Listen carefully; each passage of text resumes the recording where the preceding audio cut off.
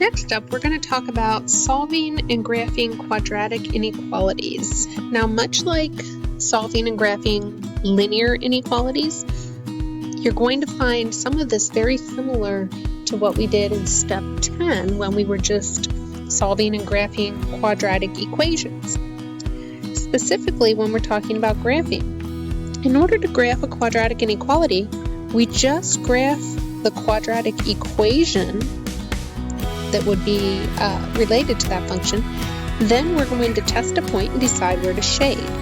Let's practice. So for our first example here, we have y is less than or equal to x squared plus 2x plus 4.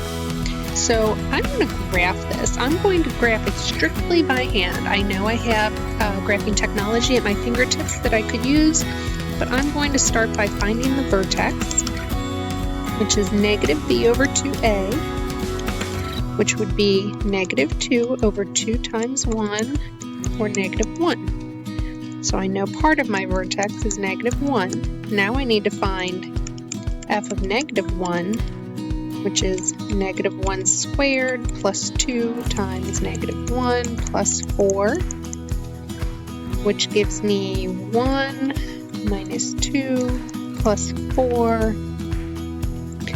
That gives me 3. So negative 1, 3 is my vertex. I know this opens up because A is positive.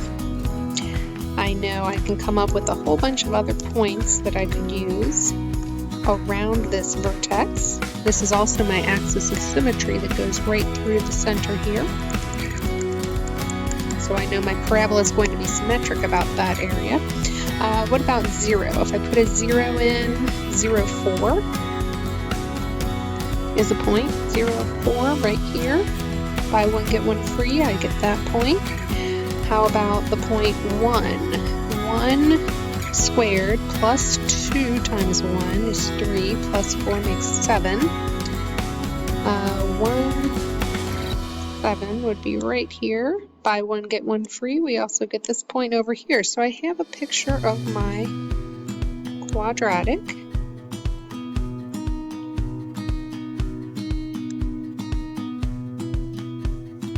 There's the graph of it. Now I need to decide where to shade. Well, I love using 0, 0 unless that's on the quadratic because it's an easy point to plug in. Now, one thing I also want to point out, much like with our linear inequalities, if this were strictly less than, this would have been a dashed parabola. But since it's less than or equal to, it's a solid parabola. When I use this test point, I have is 0 less than or equal to 0 squared plus 2 times 0 plus 4. Is 0 less than or equal to 4? Yes. So we would shade where 0, 0 is. We would shade this test point. We shade underneath the parabola.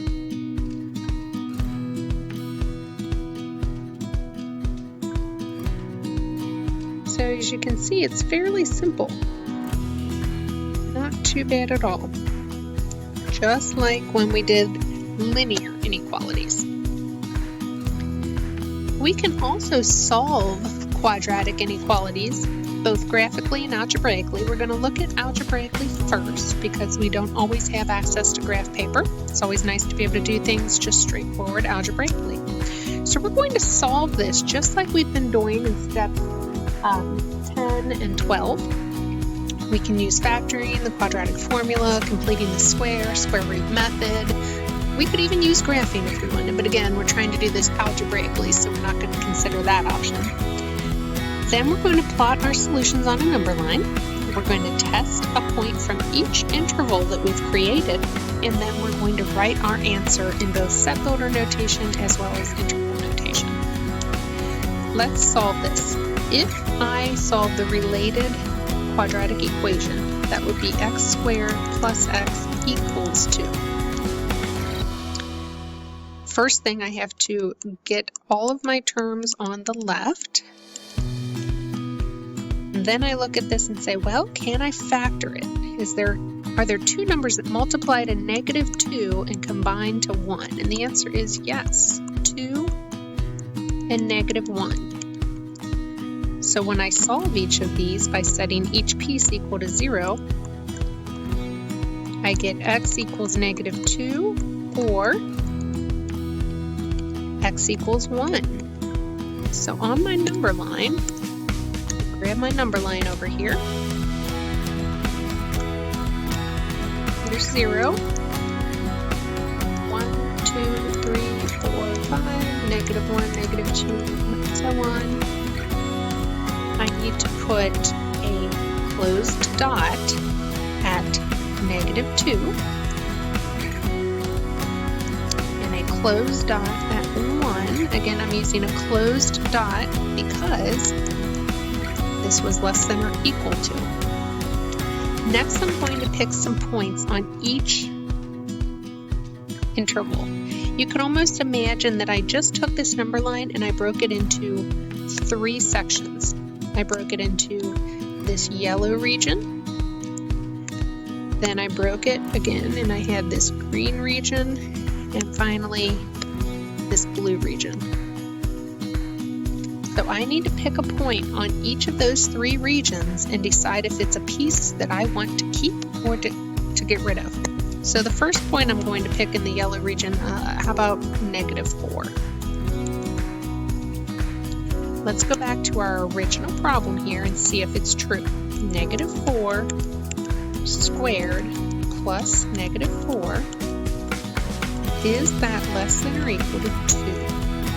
Well, this would give me 16 minus 4, which is 12, which is not less than or equal to 2. So I do not want to keep this piece. Next, I'm going to pick a point on the green region. I love picking 0. That's always a nice, easy point to plug in and substitute. And when I test that point,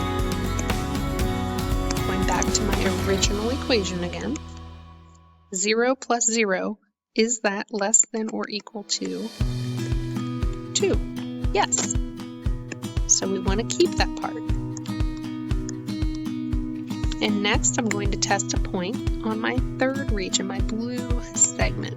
How about we try 3? When I put 3 back through my equation, 3 squared plus 3, is that less than or equal to 2? Now that would be 12, which is not less than or equal to 2. So we want to get rid of that piece also. So my answer is right here. X is greater than -2, but less than 1. So using set builder notation, it would look like this. -2, less than or equal to x, and less than or equal to 1. Say x, such that. That's what that vertical line means, such that. Now I could also write it with interval notation, which would be -2, comma 1 with hard brackets. Either one of those would be an acceptable answer. All right, let's try the next one. It's already got all the terms on the left, so I'm just thinking, okay, are there 2 numbers that multiply to 30 that would combine to give me 0? Excuse me, combine to give me 11. I should probably not talk and write at the same time. This gets me into trouble. And the answer is yes, 6 and 5. 6 times 5 makes 30. 6 plus 5 gives me 11. When I solve each of these, I get x equals -5 or x equals -6. So we grab our number line and we plot these points.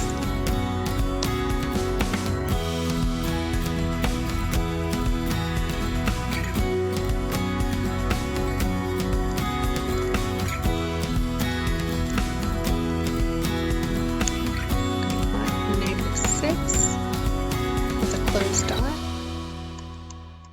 -5 with a closed dot.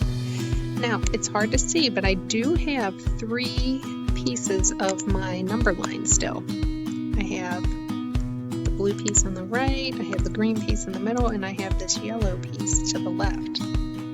I need to pick points on each one of those to see if I should keep that piece of the number line or get rid of it. So choosing a point here on the yellow region, like maybe -7, -7 squared plus 11 times -7 plus 30, is that greater than or equal to 0? Does that give me a positive number, basically? 49 minus 77 plus 30, is that greater than or equal to 0? Let's use our calculator. We end up with 2 greater than or equal to 0, so yes, we'll keep that part. We'll keep the yellow piece. Let's check a point in the middle. Now this gets tricky because we have to pick a fraction, but fractions are numbers too, or decimals. So next I'm going to pick the point -5.5. -5.5 squared plus 11 times -5.5 plus 30. Is that greater than or equal to 0? -5.5 squared minus 55 plus 30. End up with -0.25, which is not greater than or equal to 0. So I'm not going to keep this piece of my number line. Testing my third point, some point over here, well look, we've got 0, that's a nice easy one to check. 0 plus 0 plus 30, greater than or equal to 0? Yes, so I know I want to keep that piece. How do we write this? Well, the yellow piece would be expressed as x is less than or equal to -6, and the blue piece, let's say, or x is greater than or equal to -5. That's how I could write it in set builder notation, or if I want to use interval notation, I would say -∞ to -6, or -5 to infinity. Now what would this look like graphically? Well, if I graph this quadratic over here, again, I'm going to save some time and utilize the graphing technologies into graphing calculator. I get a nice graph. I'm going to look at my table of values to get some nice numbers that I can plot. I can plot points like -5, 0, -6, 0.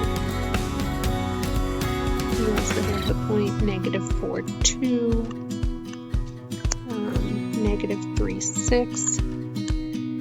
I can see that my vertex would be somewhere in this region. So I also have these points. So when I graph it,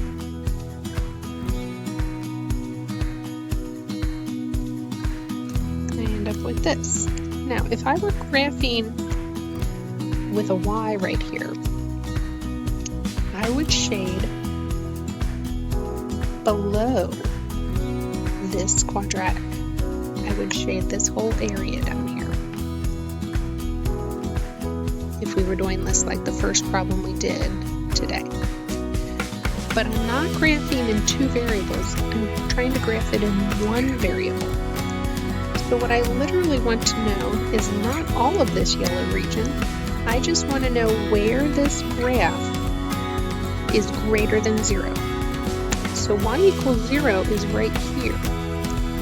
Where is the graph above 0? Well, it's above 0 right here. and it's above 0 right here. But right here, it is not above 0. See if I can kind of zoom in a little bit for you. So this piece right here is where it is not above 0. So looking at the x-axis for my solutions, it is above 0 when x is less than 6 or when x is greater than -5. So you can see where that number line comes from. It can come from a 2-axis coordinate plane. All right, how do we finally write an inequality from a graph? Well, one option is to use the method that we used earlier in step 10, which is the matrix method, where you find 3 points, put them through the matrix, and find your answer. If you're comfortable with that method, keep using that method. That was very similar to worksheet step 10C. You can continue doing it that way. However, if we have our vertex form, which we learned also, y equals a times the quantity x minus h, the quantity squared plus k, we can just use the vertex and one other point and solve for a. Let me show you what I mean, like on this example. Our vertex in this example is the point 1, 7. Then I'm going to pick any other point. How about 2, 6? That'll be my second point. So h is 1, k is 7, x is 2, y is 6. And I just plug these 4 numbers into my variables here. Y is 6, a, I don't know what that is, x is 2, h is 1, k is 7. So solving, 2 minus 1 is 1 squared is just 1, plus 7, subtracting 7 from both sides, a is -1. So then I go back to my equation, y equals a x minus h. What was h again? 1 plus k, which is 7. And I have to square that. That's my answer. I can easily get that into standard form by multiplying x minus 1 times x minus 1, which gives me x squared minus 2x plus 1. Multiplying that by a negative and adding 7 because it's -1 times that binomial plus 7. When I do that, I get -x squared plus 2x minus 1 plus 7 will be plus 6.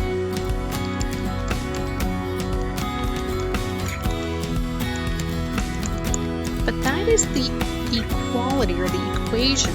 We need the inequality. How would I show shading under the quadratic? Well, let's test it. Let's make it less than or equal to since it's under the quadratic. And then let's test a point. 0, 0 is a nice easy point to try. Is 0 less than or equal to 0 squared plus 2 times 0? Just putting 0, 0 in here.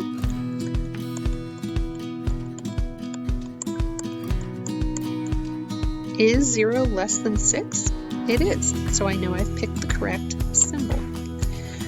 So I would either need to have it in vertex form or in standard form. Both of these would be acceptable ways to write the equation of that inequality.